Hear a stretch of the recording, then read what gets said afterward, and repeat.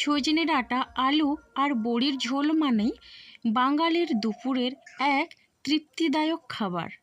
নমস্কার বন্ধুরা, মনীষা রান্নাঘরে সবাইকে স্বাগত। প্রতিদিনের মতো চলে এলাম আবারও একটা রেসিপি নিয়ে। আশা করি আপনাদের বেশ ভালো লাগবে। আর এই রেসিপির জন্য আমি দুমুঠো পরিমাণে ছোলার ডাল ভিজিয়ে রেখেছিলাম। তো এখানে আমি 3 ঘন্টা ধরে ছোলার ডালটাকে ভিজিয়ে রেখেছিলাম। তো ডাল থেকে জলটা ঝরিয়ে নিয়ে এখন আমি একটা মিক্সার গ্রাইন্ডারে দিয়ে দিচ্ছি। এটা আমি কিন্তু গ্রাইন্ড করে নেব। তো বন্ধুরা দেখুন, এখানে আমি দিচ্ছি 1 ইঞ্চি পরিমাণে আদা। আর আদা দিয়ে এরপরে আমি এখানে দিয়ে দিচ্ছি 2টো কাঁচা লঙ্কা।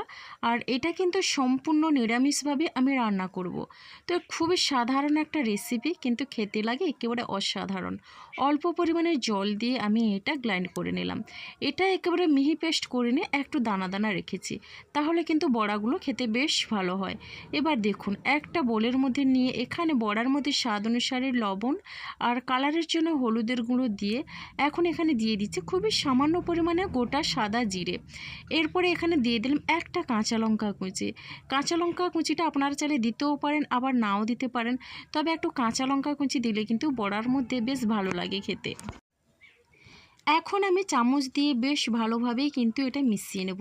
খুব সুন্দরভাবে মিশিয়ে নিতে হবে, তাহলে কিন্তু বড়াগুলো ভাজতে খুব ভালো হবে আর খেতেও দারুণ হয়। এটা চাইলে আপনারা হাত দিয়েও মিশিয়ে নিতে পারেন। এবার এটা মিশিয়ে নিয়ে সাইড করে রেখে দিলাম। এবার এখানে আমি নিয়েছি সজনে ডাঁটা। এখানে 5 পিস ডাঁটা আছে। আর এই ডাঁটাগুলো কিন্তু একেবারে কচিও নয়, তো একটু দানা হয়েছে ভেতরে। তো এই রকম ডাঁটা দিয়ে কিন্তু রেসিপিটা ভীষণই ভালো হয়। একেবারে ডাঁটাগুলোর কিন্তু ওপরের আঁশগুলো বেশি হয়নি, তো একটু একটু করে কিন্তু এই আঁশগুলো তুলে দিতে হবে। তো দেখুন, প্রথমেই কিন্তু আমি ডাঁটাগুলো ছুরির সাহায্যে কেটে নিলাম আর নখ দিয়ে একটু করে আমি তুলে দিচ্ছি, যেহেতু এটা নরম। তো এই রকম নরম ডাঁটা দিয়ে কিন্তু অবশ্যই এই রেসিপিটা একবার বানাবেন, দেখবেন ভীষণ ভালো লাগবে। তো বন্ধুরা, দুপুরে গরম ভাতের সঙ্গে এই রকম রেসিপি থাকলে আর কোনো কিছুর প্রয়োজন হয় না। এই রেসিপিটার জন্য কিন্তু আমাদের অপেক্ষা করে থাকতে হয়। তো বন্ধুরা দেখুন, প্রত্যেকটা ডাঁটা কিন্তু আমি একই রকমভাবে কেটে নিয়ে এই আঁশগুলো কিন্তু উপর থেকে পরিষ্কার করে নেব। তবে একেবারে যদি কচি ডাঁটা হয়, আঁশগুলো তোলার কোনো প্রয়োজন নেই। এটার মধ্যে অনেকটা কচি ডাঁটা আছে, সেগুলোর কিন্তু আমি আঁশ তুলব না। এবার দেখুন, এবার আমি এখানে নিয়েছি একটা আলু। আলুটাকে আমি কেটে নেব। 1 পিস আলু কিন্তু আমার লাগবে। তো ডাঁটার পরিমাণ অনুযায়ী এখানে 1 পিস আলু নিয়েছি। আর দেখুন, আলুগুলোকে একটু লম্বা করে একটু মোটা করে কেটে নিচ্ছি। তো বন্ধুরা, আলু কেটে নিয়ে বেশ ভালোভাবেই ধুয়ে পরিষ্কার করে আমি ফিরে এলাম। আলু সজনে ডাঁটা আমি দুটোই পরিষ্কার করে ধুয়ে নিয়েছি। আর এইভাবে কিন্তু লম্বা করে অবশ্যই আলুটা কেটে নিয়ে রান্না করলে দেখতেও বেশ ভালো লাগে, খেতেও দারুণ হয়। তো দেখুন, এবার এটা সাইড করে দিলাম। এখন আমি যে আগের থেকে বড়ার মিশ্রণটা রেখেছিলাম সেটা আর একটু মিশিয়ে নিচ্ছি। তো বন্ধুরা, এই রেসিপির জন্য কিন্তু আমার একটা স্পেশাল মশলার দরকার। তো সেই মশলাটার জন্য গ্যাসে কড়াই বসিয়ে দিয়েছি। কড়াইটা গরম করে 1 চামচ পরিমাণে দিয়ে দিলাম মৌরি, 1/2 চামচ পরিমাণে দিয়ে দিলাম গোটা জিরে, আর এখানে দিয়ে দিচ্ছি সর্ষে। তো বন্ধুরা, 1 চামচ পরিমাণে কালো এবং হলুদ সর্ষে দুটো মিশিয়েই আমি নিয়েছি। আর এই মশলাটা একটু কিন্তু ভেজে নেব, হালকা করে ভেজে নিতে হবে, একেবারে গ্যাসের ফ্লেমটা লোতে রেখে। খেয়াল রাখতে হবে কোনো রকমের যেন মশলাটা পুড়ে না যায়। এই মশলাটা দিয়ে রান্না করলে কিন্তু ভীষণই টেস্টি হয় এই রেসিপিটা। মশলাটা কিন্তু নামিয়ে আমি ঠান্ডা করে নেব, তারপরে কিন্তু গুঁড়ো করে নেব। এদিকে দেখুন, আমি মশলাটা নামিয়ে নিয়ে ওই কড়াইয়ের মধ্যে দিয়ে দিচ্ছি এখানে 2 থেকে 3 চামচের মতো সর্ষের তেল। আমি কিন্তু সর্ষের তেলেই রান্না করছি, আপনার চাইলেও কিন্তু এখানে রিফাইন্ড অয়েলও ব্যবহার করতে পারেন। তেলটাকে কিন্তু প্রথমেই বেশ ভালোভাবেই আমি গরম করে নিলাম। এরপরে দেখুন, তেলটা গরম করে নিয়ে এবার আমি বড়াগুলো দিয়ে দিচ্ছি। আমি কিন্তু এইভাবে চামচে তুলে তুলে বড়াগুলো ভেজে নেব। আপনারা চাইলে কিন্তু হাত দিয়ে আপনাদের পছন্দের মতো ছোট বড় যে কোনো শেপে কিন্তু বড়াগুলো ভেজে নিতে পারেন। এই বড়াগুলো কিন্তু আমি বেশি বড় করছি না, এইরকম একটু ছোট ছোট করে বড়াগুলো ভেজে নেব। আর দেখুন বন্ধুরা, এখন আমি প্রত্যেকটা বড়া এখানে দিয়ে দিচ্ছি। তবে আমার যতটা পরিমাণে তেলের মধ্যেই লাগবে সেই বুঝেই কিন্তু বড়াগুলো আমি দিয়ে দিলাম। বড়াগুলো উল্টে পাল্টে একটু লাল লাল করে ভেজে নেব। বড়াগুলো একটু লাল করে ভেজে নিলে কি হয়, বড়াগুলো যখন ঝোলের মধ্যে দেওয়া হবে কোনো রকমেই কিন্তু বড়াগুলো ভেঙে যাবে না, এইরকম গোটা গোটাই থাকবে। আর একটু লাল করে ভাজলে কিন্তু ভীষণই টেস্টি হয় খেতে। তো গ্যাসের ফ্লেমটা কিন্তু এখন মিডিয়ামে রেখেছি, মিডিয়ামে রেখে কিন্তু বড়াগুলো ভেজে নিতে হবে।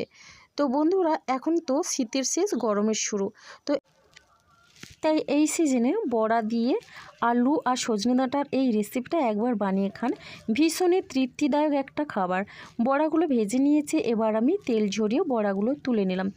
একই রকমভাবে বাকি যে ডালের মিশ্রণটা ছিল সেগুলোও আমি ভেজে নেব। দুপুরে ভাতের পাতে এই রেসিপিটা থাকলে কিন্তু আর কোনো কিছুর প্রয়োজন হয় না, শুধুমাত্র এই রেসিপিটা দিয়েই কিন্তু সব ভাত খেয়ে নেওয়া যায়। দেখুন বন্ধুরা, বাকি ডালগুলোও ভেজে নিয়ে এখানে আরও আমি 2 চামচের মতো তেল দিয়ে দিলাম। এবার ওই তেলের মধ্যে 1 চামচ পরিমাণে 5 ফোড়ন দিয়ে দিলাম। এবার 5 ফোড়ন দিয়ে এখানে 3টে কাঁচা লঙ্কা চেরা দিয়ে দিলাম, আর কাঁচা লঙ্কা চেরা দিয়ে এরপরে 1 চামচ পরিমাণে আদা বাটা দিয়ে দিলাম। আদাটাকে হালকা করে একটু তেলের সঙ্গে ভেজে নিতে হবে, তাহলে কিন্তু আদার যে কাঁচা গন্ধ থাকে সেটা আর থাকবে না। তো দেখুন বন্ধুরা, মিডিয়াম ফ্লেমে রেখে এই মশলাটাকে একটু আমি কষিয়ে নিলাম। এরপরে দেখুন কেটে রাখা আলু দিয়ে দিলাম। তো বন্ধুরা, আলুটা দিয়ে এখন বেশ ভালোভাবেই কিন্তু আমি নাড়াচাড়া করে নেব। আলাদা করে কিন্তু আমি আলু ভাজলাম না, তো এইভাবেই কিন্তু আমি রান্নাটা করে নেব। খুব সহজেই কম সময়ের মধ্যে কিন্তু রান্নাটা হয়ে যায়, আর খেতেও ভীষণ ভালো হয় বন্ধুরা। তো দেখুন এইভাবে করে আমি নাড়াচাড়া করে আলুটাকে একটু মিশিয়ে নিলাম মশলার সঙ্গে, আর এরপরে আমি ধুয়ে রাখা সজনে ডাঁটাগুলো দিয়ে দিলাম। তো এখানে কিন্তু এই রকম নরম ডাঁটা নিতে হবে, আর এটা কিন্তু বেশি শক্ত হয়ে গেলে ডাঁটাগুলো বেশি ভালো লাগে না খেতে। দেখুন এইভাবে ডাঁটাটা দিয়েও বেশ ভালোভাবেই নাড়াচাড়া করে ভেজে নেব। আলু ডাঁটা সব কিছু কিন্তু একসঙ্গে ভাজা হয়ে যাবে। তো এরপরে আমি এখানে দিয়ে দিচ্ছি স্বাদ অনুসারে লবণ। পুরো রান্নাটার জন্যই কিন্তু আমি একেবারেই লবণটা দিয়ে দিলাম। তো দেখুন এখন আমি লবণটা দিয়ে বেশ ভালোভাবে নাড়াচাড়া করে মিশিয়ে নিচ্ছি। আর এইভাবে নাড়াচাড়া করে নিয়ে এখন আমি এটা রান্না হতে দেবো 3 থেকে 4 মিনিটের মতো মিডিয়াম ফ্লেমে। তো বন্ধুরা দেখুন 3 মিনিটের পরে ঢাকনাটা খুলে আবারও বেশ ভালোভাবে নাড়াচাড়া করে নিচ্ছি। এইভাবে কিন্তু আলু সজনে ডাঁটা মশলার সঙ্গে ভেজে নিয়ে রান্না করলে কিন্তু ভীষণই টেস্টি হয়।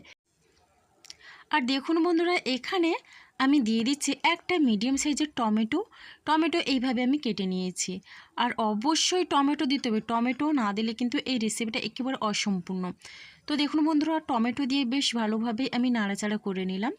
আর এখন আমি ঢাকনা দিয়ে 4 মিনিটের মতো রান্না করে নেবো একেবারে মিডিয়াম ফ্লেমে রেখে। ততক্ষণে কিন্তু টমেটো অনেকটা নরম হয়ে গলে গেছে। তো ঢাকনাটা খুলে নাড়াচাড়া করে নিলাম। দেখেই বুঝতে পারছেন বন্ধুরা, টমেটো কিন্তু নরম হয়ে গেছে। একেবারে অল্প তেল মশলায় কিন্তু রান্নাটা হয়ে যায়। তো দেখুন বন্ধুরা, এইভাবে নাড়াচাড়া করতে করতে টমেটো একেবারে গলে গেছে। আর এখন বেশ ভালোভাবেই কিন্তু আরও 1 থেকে 1.5 মিনিটের মতো আমি নাড়াচাড়া করে নেব। এতে করে কিন্তু টমেটোর কাঁচা গন্ধও চলে যাবে। এরপরে দেখুন দিয়ে দিচ্ছি গুঁড়ো মশলা। তো তার জন্য এখানে আছে হলুদের গুঁড়ো, খুবই সামান্য পরিমাণে দিয়ে দিলাম ঝাল লঙ্কার গুঁড়ো। এরপর যে মশলাটা আমি ভেজে রেখেছিলাম, তো ওই ভাজা মশলাটা আমি দিয়ে দিলাম। এবার আমি ভাজা মশলাটা দিয়ে বেশ ভালোভাবেই কিন্তু নাড়াচাড়া করে একটু মিশিয়ে নিচ্ছি। তো এই মশলাটা দিয়ে কিন্তু বেশি সময় ধরে রান্না করার প্রয়োজন হবে না। তো বন্ধুরা, মাত্র কয়েকটা মশলা দিয়ে অল্প মাত্র তেল দিয়ে কিন্তু এই রেসিপিটা রেডি হয়ে যায়। বাচ্চা থেকে বড় সবাই কিন্তু এই রেসিপিটা একবার খাওয়ার পরে বারবার কিন্তু খেতে চাইবে। গরমের দিনে কিন্তু এটাই হচ্ছে সেরা রেসিপি। তো এরপরে আমি এখানে পরিমাণ মতো জল দিলাম। তবে হ্যাঁ, এখানে কিন্তু জলের পরিমাণটা একটু বেশি দিতে হবে, যেহেতু আমি বড়া দিয়ে ঝোল বানাবো, আর বড়া তো এমনিতেই ঝোল টেনে নেবে। এবার জলটা দিয়ে বেশ ভালোভাবেই আমি মিশিয়ে নিলাম। তো দেখুন বন্ধুরা, এইভাবে মিশিয়ে নেওয়ার পরে এখন আমি ঢাকনা দিয়ে এটা রান্না হতে দেব হাই ফ্লেমে একেবারে 4 মিনিট। তো প্রথমে আমি 3-4 মিনিট হাই ফ্লেমে ঝোলটা কিন্তু এইভাবে ফুটিয়ে নিয়েছি। এরপরে দেখুন ঢাকনাটা খুলে বেশ ভালোভাবেই কিন্তু আমি একটু নাড়াচাড়া করে নিলাম। এখানে একটু চেক করে নিচ্ছি আলু কিন্তু 80% মতো সেদ্ধ হয়ে গেছে। এরপরে আমি এখানে ভেজে রাখা বড়াগুলো দিয়ে দিলাম, আর বড়াটা দিয়ে বেশ ভালোভাবে মিশিয়ে নিলাম। তবে হ্যাঁ, বড়াটা দেওয়ার পরে কিন্তু আমি এখন গ্যাসের ফ্লেমটা একেবারে মিডিয়ামে করে দেব। আর মিডিয়ামে করে কিন্তু 5 মিনিটের মতো আমি রান্না করে নেব। তো দেখুন বন্ধুরা, 5 মিনিটের পরে আমি ফিরে এলাম। ঝোলটা কিন্তু অনেকটা টেনে নিয়েছে। আর এখন একটা খুন্তি দিয়ে নাড়াচাড়া করে নিচ্ছি। তো এই বড়ার ঝোলটা কিন্তু ভীষণই টেস্টি হয়েছে বন্ধুরা, খুব সুন্দর একটা গন্ধ বেরিয়েছে। এবার দেখুন বাকি যে মশলাটা ছিল ভাজা মশলা, সেখান থেকে খুবই সামান্য পরিমাণে আমি দিয়ে দিলাম নামানোর আগে। তো এই গুঁড়ো মশলাটা দিয়ে এরপরে আমি আরও একটু নাড়াচাড়া করে মিশিয়ে নিচ্ছি। ভাজা মশলাটা দিয়ে কিন্তু গ্যাসের ফ্লেমটা বন্ধ করে ঢাকনা দিয়ে আমি স্ট্যান্ডিং টাইমের জন্য 5 মিনিট রেখে কিন্তু তারপরে রেসিপিটা কিন্তু নামিয়ে নেব। তো বন্ধুরা দেখুন কতটা লোভনীয় হয়েছে এই রেসিপিটা। দুপুরে গরম ভাতের সঙ্গে এটা থাকলে আর কোনো কিছুর প্রয়োজন হয় না। তো ভালো লাগলে লাইক, শেয়ার, কমেন্ট এবং সাবস্ক্রাইব করে পাশে থাকবেন আর মিষ্টি একটা কমেন্ট করবেন। আজকে রেসিপিটা আমার এই পর্যন্ত। আগামীকাল আসবো আবার একটা নতুন রেসিপি নিয়ে। আপনাদের অসংখ্য ধন্যবাদ।